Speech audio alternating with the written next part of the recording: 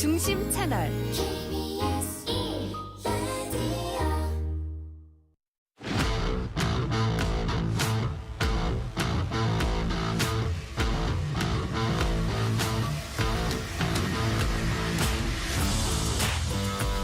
한상원의 스포츠.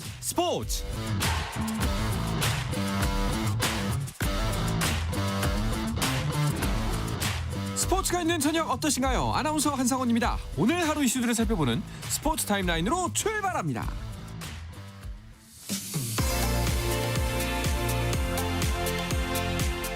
메이저리그 샌프란시스코 자이언츠 구단의 밥 멜빈 감독이 2026년에도 팀을 이끕니다. 샌프란시스코 구단은 구단의 계약 옵션을 행사해 멜빈 감독과 내년에도 함께 가기로 했다고 발표했습니다. 한편 타격 슬럼프에 빠진 이정우는 방망이 침묵 속에 오늘 경기 선발 라인업에서 제외됐는데요. 이 소식은 잠시 후에 자세하게 전해드립니다. 1994년 프로야구 LG의 우승을 이끌었던 이광환 전 감독이 오늘 지병으로 별세했습니다. 올해 3월 LG와 롯데 정규 시즌 개막전 시구자로 나서기도 했던 이 전 감독은 최근 폐렴 증세로 제주에서 치료를 받던 중 세상을 떠났습니다. 삼가 고인의 명복을 빕니다. 프로야구 삼성 라이온즈의 토종 에이스 원태인이 오른쪽 등 통증으로 일근 엔트리에서 말소됐습니다. 박진만 삼성 감독은 전반기엔 더 던지기 어려울 것 같다며 후반기 정상 합류 여부는 지켜봐야 한다고 전했습니다. 피파 클럽 월드컵에서 레알 마드리드가 유벤투스를 1대0으로 꺾고 8강에 올랐습니다. 레알 마드리드는 기라시의 멀티골로 멕시코 몬테리를 2대1로 꺾은 도르트문트와 준결승행을 놓고 다투게 됐습니다. 2024-2025 시즌 NBA 정규리그와 챔피언 결정전 최우수 선수를 독식한 가드 길저스 알렉산더가 소속팀 오클라호마 시티와 4년간 2억 8,500만 달러, 약 3,874억 원 규모의 초대형 연장 계약에 합의했다고 ESPN과 AP통신 등이 보도했습니다. ESPN은 길저스 알렉산더가 이번 계약으로 리그 역사상 가장 높은 평균 연봉을 받게 된다고 전했습니다.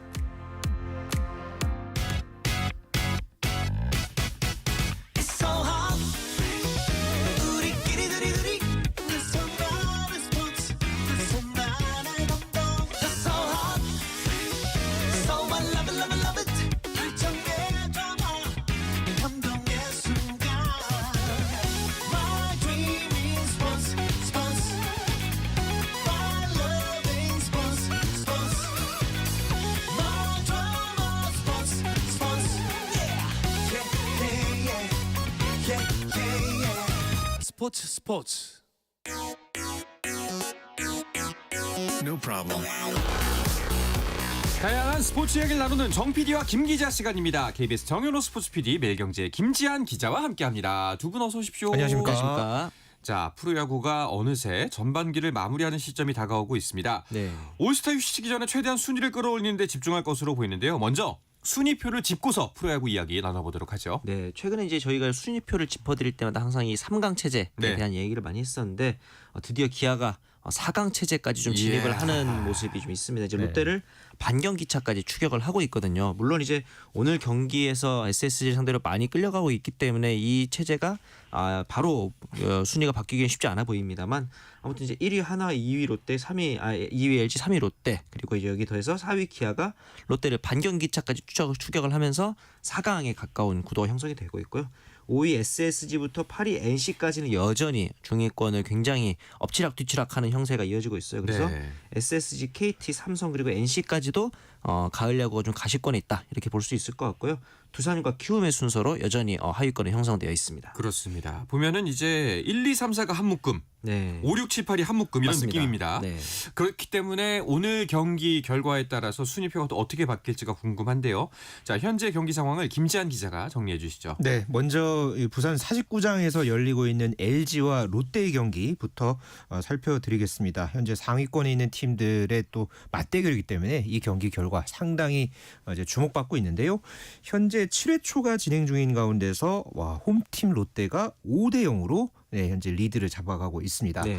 또 대전에서 열리고 있는 NC와 한화의 경기, 이 경기 역시 한화가 좀 현재 갈 길이 바쁜 상황이기 때문에 또 이제 오늘 경기에서 지금 어떤 경기 펼칠지 상당히 좀 주목이 되고 있는데 7회 말이 역시 진행이 되고 있는 가운데서 원정팀 NC가 2대 0으로 현재 앞서가고 있습니다.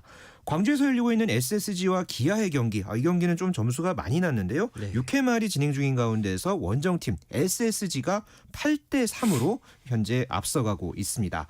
반대로 잠실에서 열리고 있는 삼성과 두산의 경기, 이 경기는 지금 점수가 그렇게 많이 나지 않는 투수전 양상이 펼쳐지고 있는데요. 7회 말 현재 두산이 1대 0으로 앞서 있습니다. 마지막으로 키움과 KT의 수원 경기, 이 경기에서는 KT가 지금 넉 점 차로 이제 앞서 있다가 조금 전에 키움이 점수를 뽑아내면서 7회 초 현재 KT가 4대 1로 리드를 잡아가고 있습니다. 네.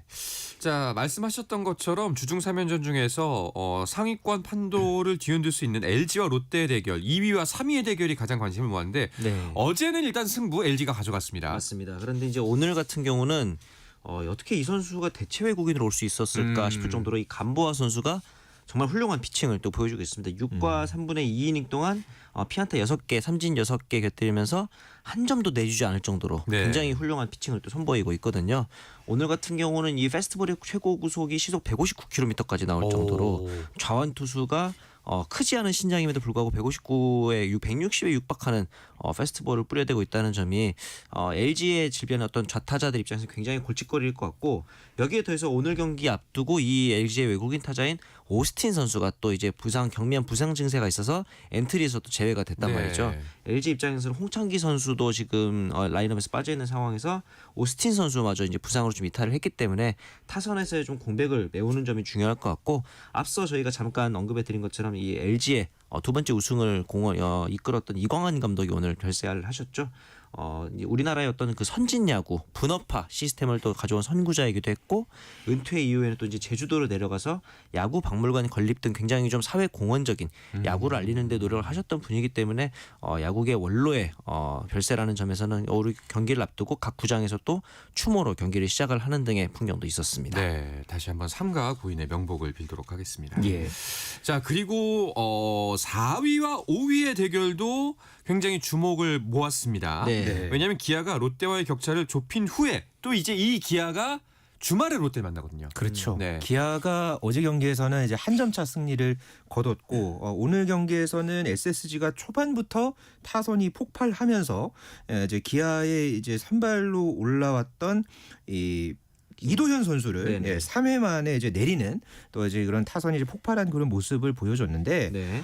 지금 기아가 6회 말에 들어서 지금 점수를 대거 뽑아내고 있습니다. 그러게 말이에요. 예, 지금 6회 말 들어서 지금 석점을 뽑아내면서 아까 8대 2까지 제가 좀 말씀을 드렸는데 네. 8대 5까지 따라붙으면서 그 사이에 예, 이렇게 되면은 이제 기아가 남은 이닝에서 또 어떤 공격력을 펼칠지 상당히 좀 기대되는 그런 어떤 측면들이 있거든요. 네. 지금 SSG 입장에서는 지금 남은 이닝에서 지금 김광현 선수가 10피안타를 허용을 하고 삼진이 8개 잡았습니다만은 지금 어려움을 겪고 있는 상황에서 지금 노경은 선수에게 마운드를 넘겼습니다. 네. 예, 이후에 이제 SSG 마운드 중간계 투진이 좀 이 기아의 최근 이 물오른 타선을 상대로 해서 좀 어떤 모습 보여줄지 상당히 좀 주목해서 봐야겠고요. 네. SSG 입장에서도 현재 이 4위 기아와의 지금 경기 차가 2경기 반차 밖에 지금 되지 않기 때문에 네. 이번 이 남은 3연전에서 2경기에서 반드시 지금 차이를 좁혀야 되는 상황이거든요. 그렇죠. 예, 이 두 팀 간의 오늘 경기 이 남은 이닝에서 이 경기력 상당히 좀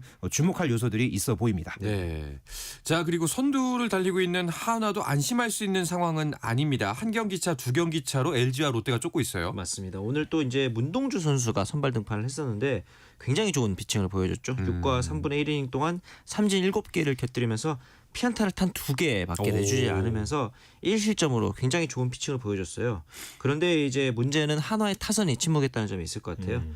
상대 선발했던 목지훈 선수를 상대로 어떻게 보면 네임밸류에 있어서만큼은 한화 쪽으로 무게감이 조금 기우는 상황이었음에도 이 목지훈 선수 역시 5이닝 동안 삼진 6개 곁들이면서 실점을 단 한 점도 내주지 않았단 말이죠. 네. 이 한화의 타선을 보시면은 이 대체 외국인 선수로 최근에 합류한 리베라토 선수만 유일하게 멀티히트를 기록하고 나머지 선수들도 모두 합쳐도 3안타. 그러니까 지금 팀 5안타에 좀 묶여 있는 최근에 어떤 빈공이 좀 발목을 잡고 있는 상황이 되겠습니다. 그렇습니다. 어제는 타선이 폭발했거든요. 그렇죠. 근데 오늘은 네. 또 이제 침묵하고 있습니다. 자, 그리고 전반기 막판 사실 이 팀이 시즌 막바지에 늘 고춧가루 부대 역할을 했었는데 그렇죠. 지금 전반기 막판부터 스포트를 내고 있습니다. 맞습니다. 뭐 지금 승률 3할 1할대 이하 뭐 이런 부분들까지도 우려했던 이 키움 히어로즈였는데요. 이 전반기 막판에 특히 지난 주말 3연전의 삼성과의 경기를 모두 잡아내면서 맞습니다. 수입을 일궈냈죠. 그리고 어제 경기에서도 승리를 또 거두면서 4연승 행진을 이어갔는데요. 확실히 좀 이 무기력했던 모습과는 분명히 차이는 있어 보입니다. 이 부진을 거듭했던 외국인 선수 스톤 선수가 최근에 이제 2경기 연속 2안타씩 때려냈고 네. 특히나 이 KBO 리그 마수거리 홈런을 지난달 28일에 삼성전에서 말루 홈런으로 그렇죠. 장식을 하면서 상당히 또 인상적인 모습을 보여줬었죠. 또 여기에다가 이 송성문 선수가 최근에 또 화제를 모으고 있는 부분이 네. 메이저리그 스카우트들이 이 송성문을 보기 위해서 오. 또 많이 이 고척 스카이돔을 찾는다고 합니다. 물론 이제 송성문 선수도 본인이 이 메이저리그 진출에 대해서 일단 좀 더 좋은 모습을 보여주고 나서 그 뒤에 한번 생각을 해보겠다. 그렇죠. 이런 이야기를 하기는 했습니다만은 이렇게 또 동기부여를 좀 얻고 있는 그런 상황에서 또 이런 팀에서 주축 역할을 하는 이런 네. 선수들의 활약까지 더하면서 키움이 최근 들어서 조금 더 이 자신감을 얻은 그런 행보를 이어가고 있습니다. 네. 자, 그런 와중에 키움의 연패를 당했던 삼성은 두산을 만나서 이제 어제는 일단 연패를 끊었습니다. 네, 하지만 오늘 경기 다시 한번 쉽지 않은 타선의 좀 흐름이 이어지고 있는데요. 네. 안타 개수만 보면 6대 3으로 두산보다 2배 안타를 때려냈고 볼넷도 많이 얻어냈는데 네. 어떤 타선의 응집력이라든가 이런 측면에서 봤을 때 중간중간 나오는 항상 주저됐던 이 만루 상황에서의 무득점 상황들 혹은 주루사 이런 것들이 좀 이어지면서 현재 두산을 상대로 한 점도 뽑아내지 못하고 있는 상황이 되겠습니다. 반면에 이제 두산 같은 경우는 삼성의 대체 외국인 선수인 가라비토 선수를 상대로 가라비토 선수 역시나 5이닝 동안 삼진 7개 뽑아내면서 굉장히 위력적인 구위를 보여줬음에도 불구하고 일단 한 점을 뽑아내는 데는 성공을 했거든요. 네. 이제 두산의 불펜진이 지금 콜 어빈 선수가 5와 3분의 1이닝 동안 무실점으로 맞고 내려간 이후로 이영하 선수가 바톤을 이어받은 상황인데 나머지 이제 다른 불펜들이 과연 얼마나 이 삼성의 타선을 막아낼지 지켜보면 좋을 것 같습니다. 알겠습니다. 네.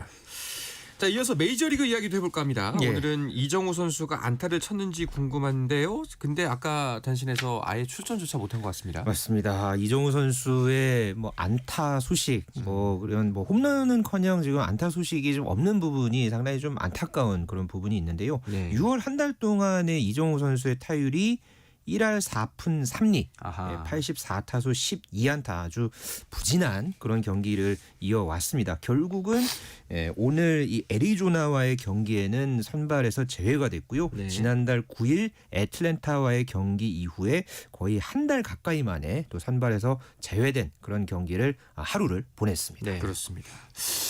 자, 이정우 선수도 부진하고 또 이제 아버지 이종범 코치 행보도 논란이고 또 이제 사위 고우석 선수도 힘겨운 상황이고 이게 참 전체적으로 좀 집안 자체가 네. 우울하지 않나. 야구계에서 정말 누가 봐도 부러운 집안이었잖아요. 그렇죠. 아들은 메이저리거고 사위도 메이저에 이제 진출을 준비하고 있었고 아빠는 레전드고 이런 누가 봐도 정말 축복받은 집안이 아니었을까라는 얘기가 있었는데 최근 들어 공교롭게도 약간의 좀 아쉬운 모습들이 연이어 이어지고 있었는데 그렇죠. 앞서 말씀드린 것처럼 이 이정우 선수의 아버지인 이종범 전 코치가 지난 27일 KT 1군 엔트리에서 갑자기 빠지게 됐습니다. 그러면서 이 야구 예능 프로그램 출연을 위해서 구단에서 만류했음에도 불구하고 퇴단하게 됐다. 이런 식으로 이제 입장을 밝혔거든요. 그래서 전반기 기본적으로 이 코치 같은 경우에는 전반기 혹은 이제 시즌을 다 마친 다음에 팀을 떠나는 것이 좀 관례적인 상황이었는데 심지어 뭐 KT가 지금 순위 싸움을 한창 하고 있는 팀이라는 점에 그렇죠. 있어서 더욱더 이 섭외 사실에 대해서도 구단에 밀리 알리지 않았다는 점, 이 부분에 있어서는 어떤 이종문 코치 본인의 문제도 있겠습니다만은 제작사의 처신이라든가 이런 것들도 팬들이 조금은 아쉬운 목소리를 강하게 내고 있는 상황이 되겠습니다. 그렇습니다. 뭐 팬들도 많이 좀 실망하고 네. 화를 이제 비판하고 있는 것 같습니다. 네, 이게 사실은 이제 우리도 직장 생활을 하다 보면은 만날 때도 물론 중요하지만 헤어질 때가 훨씬 중요할 때가 많거든요. 그렇죠. 저희 같은 경우는 항상 느끼는 게 해설위원들 이제 외부에서 영입을 하다 보면은 이분들을 모시는 것도 쉬운 일이 아니지만 나중에 이별하는 것도 정말 어려운 일이다. 그렇죠. 그런 생각을 많이 하거든요. 네. 그런데 이랬던 이별에서 있었던 행보들에 있어서 약간의 그 뭐랄까 절차적으로 조금 서로 배려하는 모습들이 있었으면은 조금 아름답지 않았을까. 이런 것들이 조금 부족했기 때문에 팬들이 날카로운 시선으로 바라볼 수밖에 없는 게 아닌가. 또 그런 생각도 들었습니다. 여러모로 안타까운 건 사실인 것 같습니다. 네. 자, 그나저나 이정우 선수는 부진이 길어지고 있는 것 같습니다. 그렇습니다. 6월 한 달 동안의 타율이 1할 때였고요.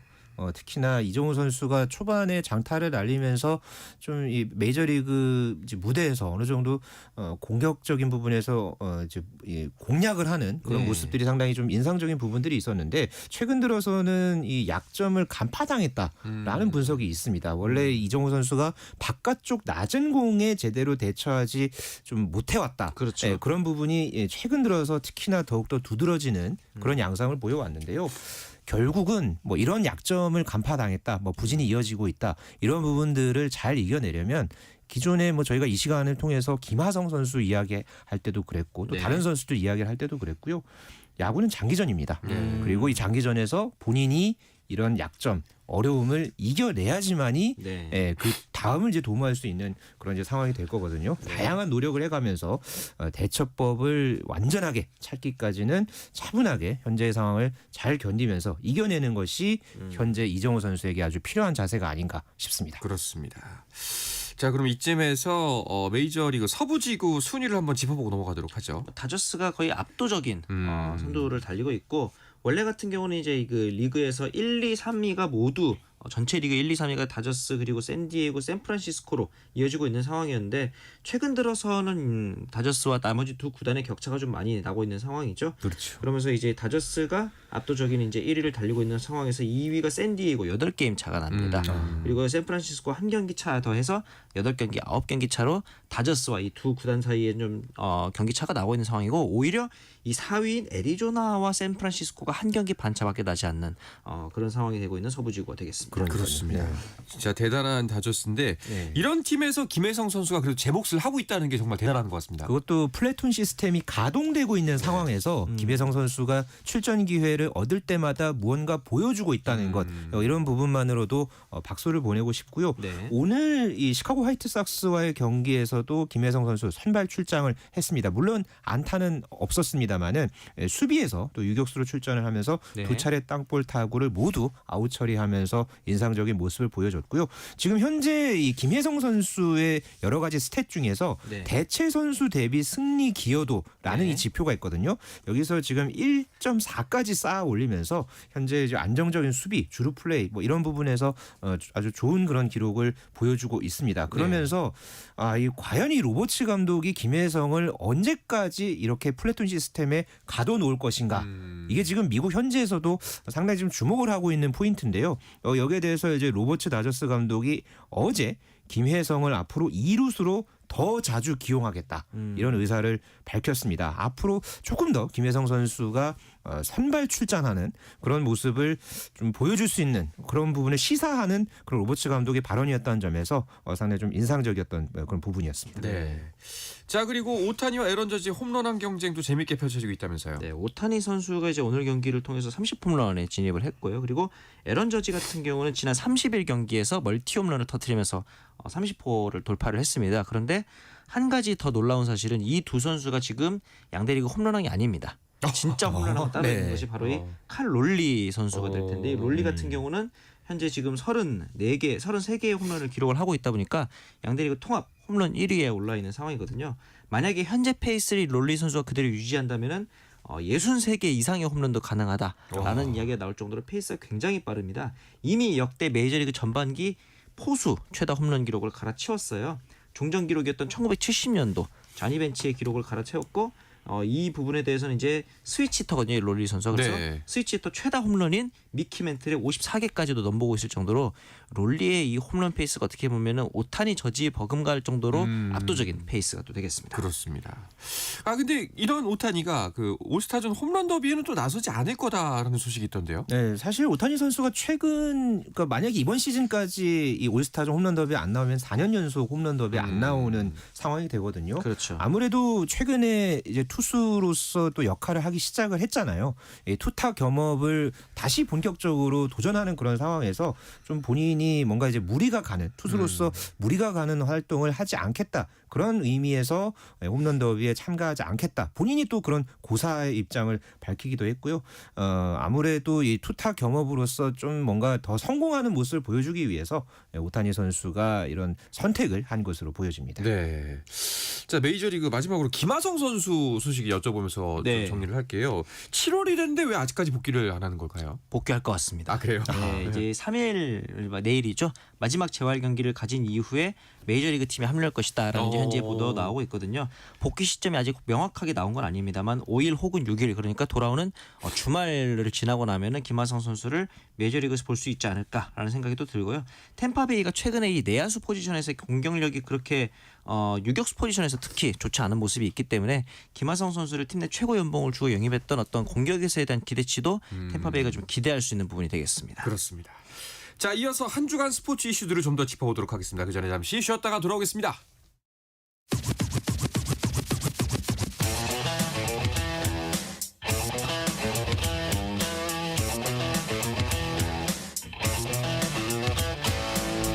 짜릿함이 살아있는 시간 한상원의 스포츠. 어떤 스포츠 이야기도 나눌 수 있는 정 PD와 김 기자 시간입니다. 정현호 KBS 스포츠 PD, 매일경제 김지한 기자와 함께하고 있습니다. 자, 한 주간 스포츠 이슈들을 좀 더 짚어보도록 하겠습니다. 어떤 소식들이 눈길을 끌었나요? 네, 우리나라 봅슬레이 개척자 원윤종 선수가 국제올림픽위원회 IOC 선수위원 최종 후보에 이름을 올린 아주 기분 좋은 소식이 지난 한 주 사이에 있었습니다. 또 배구 실업팀과 프로 유망주들이 한자리에 모여서 경쟁하는 한국실업배구연맹과 프로배구 퓨처스 챔피언전이 오늘부터 이 충북 단양에서 막을 올렸고요.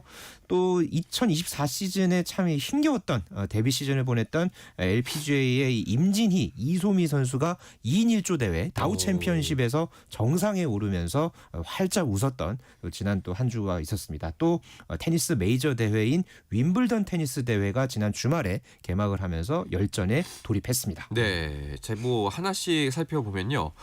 원윤종 선수가 이제 우리나라 대표로 IOC 선수위원 선거 신청서를 냈고 그게 통과돼서 선수위원 선거 최종 후보 자격을 획득했다라는 내용이죠. 네, 11개국의 세계적인 선수들과 함께 이제 경쟁을 하게 될 텐데 이 중에서 상위 득표자 2명만이 선수위원으로 활동을 할 수 있게 네. 됩니다. 임기는 8년이고요. 각 국가마다 한 명씩만 선출이 됩니다. 그렇기 때문에 우리나라에서 내부적으로 이 차준환 선수와 경쟁을 통해서 나설 수 있는 명단을 이제 저울질을 했던 거고 이번 선수위원 선출 같은 경우는 내년 2월에 열리는 밀라노 코르티나 동계올림픽 선수촌 현장에서 진행됩니다.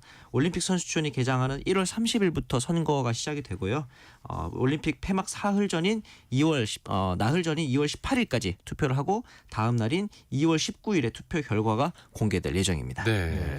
혹시 경쟁자로는 어떤 선수들이 있을까요? 뭐 각 종목마다 나름대로 성과를 냈던 선수들이 후보에 올랐거든요. 예. 프리스타일 스키의 메리엘 톰슨, 이 캐나다 선수고요. 또 크로스컨트리의 스위스의 나리오 콜로냐 선수, 또 바이애슬론의 에스토니아 출신 요하나 탈리헤름, 또 우크라이나의 올렉산드르 아브라멘코 이런 선수 출신들이 이제 원윤종 선수의 경쟁자로 꼽히고 있는데요. 썰매 종목과 뭐 더 나아가서는 이제 봅슬레이 종목에서 통틀어서는 원윤종 선수가 유일하게 그렇죠. 이번에 후보에 올랐습니다. 특히나 이 원윤종 선수가 앞서서 국제봅슬레이 스켈레톤 연맹 선수위원으로도 활약을 했었거든요. 네. 그리고 워낙 또 이 원윤종 선수가 뭐 저도 오랫동안 뭐 이렇게 취재를 해왔고 또 나름대로는 이 관계를 이어왔던 또 그런 체육인 중에 한 명인데 상당히 좀 이 성실하고 어떤 뭐 비전이나 이런 부분에서 많은 또 준비를 해왔던 게 사실입니다. 그렇기 네. 때문에 제가 봤을 때는 1대1 특히 이 발로 뛰는 선거 운동이 상당히 중요한 게 IOC 선수위원 선거거든요. 여기서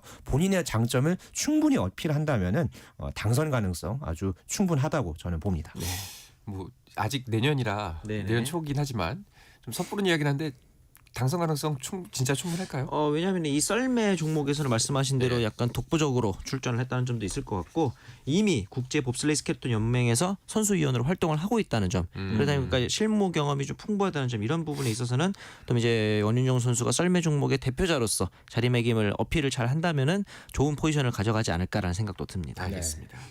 자, 그리고 배구 대회 소식도 전해주셨네요. 네. 그 비시즌 배구 팬의 갈증을 조금은 달래줄 것으로 보입니다. 네, 실업배구연맹이 주최하는 대회고요. 기존에는 이제 프로배구 팀들 중에서 이제 모든 팀이 참가했던 적은 없었는데 그렇죠. 지난 3월에 이 단장들이 참석했던 이사회 때 이진급 선수들에게도 경기 감각을 익힐 기회를 주자. 이렇게 취지를 잡고 14개 팀이 모두 참가하는 첫 번째 대회가 또 이번에 이제 펼쳐지게 됐습니다. 네. 말 그대로 이제 유망주 발굴이 초점인 그런 대회라고 볼 수 있겠고요. 그래서 오늘 열린 경기에서도 마찬가지 상황이 펼쳐졌습니다. 현대캐피탈에서는 이 아웃사이드 히터인 이재현 선수가 또 14점을 기록을 하면서 팀 승리에 앞장서면서 우리카드를 3대 0으로 격파했고요. 여자부에서도 이 GS칼텍스가 미들블로커 최유림 선수의 활약을 앞세워서 현대건설을 상대로 3대 0 완승을 거뒀습니다. 네. 이런 이진급 선수들을 발굴하고 이 선수들을 이제 정규리그를 앞두고 좀 자신감을 키우게 하는 그런 이제 차원에서 상당히 좀 주목할 만한 그런 대회로 꼽을만 하겠습니다. 알겠습니다. 자, 그리고 LPGA에서 우리나라 선수가 우승했다는 소식도 전해주셨는데 네. 골프에도 2인 1조 복식 대회가 있네요. 맞습니다. 네. 그래서 이번 대회 같은 경우는 이제 LPGA 투어 중에서 유일하게 2인 1조 경기가 될 텐데요. LPGA 다우 챔피언십 대회 같은 경우는 1라운드부터 3라운드까지는 포썸 방식이 되고 마지막 4라운드는 포볼 방식으로 맞습니다. 진행을 하게 됩니다. 이 임진희 선수, 이소미 선수가 KLPGA 투어에서는 도합 11승을 올렸던 선수인데 LPGA 투어에 참가해가지고는 사실 그동안 쉽지 않았거든요. 메인 스폰서 없이 이번 시즌을 또 시작하기도 했었고 그랬는데 이제 굉장히 좀 고무적인 성과를 또 얻어냈죠. 이 두 선수의 팀 이름이 또 특이합니다. BTI라고 합니다. 본 투비 아일랜드. 두 선수 모두 약간 섬소녀들 출신이다. 이렇게 해서 이름을 지었는데 마치 그 BTS를 연상시키는 이름이다 보니까 이번 우승을 통해서 조금 더 한 발짝 나아갈 수 있는 계기가 되기를 또 기대해 보겠습니다. 네, 알겠습니다. 자, 그리고 윈블던 테니스 대회 소식인데요. 초반부터 이변이 연출되고 있다면서요. 지금 여자부 경기는요. 지금 세계 랭킹 상위 5명 중에 3명이 조기 탈락했습니다. 네, 지난 이 프랑스 오픈에서 우승했던 코코고프 선수가 탈락을 했고요.